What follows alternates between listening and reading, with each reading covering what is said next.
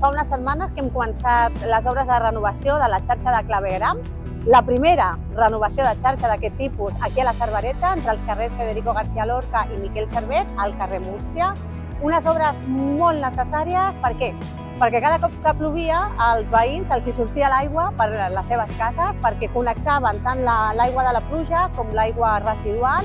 I per tant, què fem amb aquesta obra? A part de dimensionar d'una manera més gran tota la rebuda de cabdal d'aigua d'aquests carrers, també el que es fa és una separació de l'aigua residual de l'aigua de la pluja. Per tant, solucionem un problema i també aquesta solució, aquesta recepció de pluja que venen també de la part de Mas d'en Serra i aquí de la part de la Cervereta.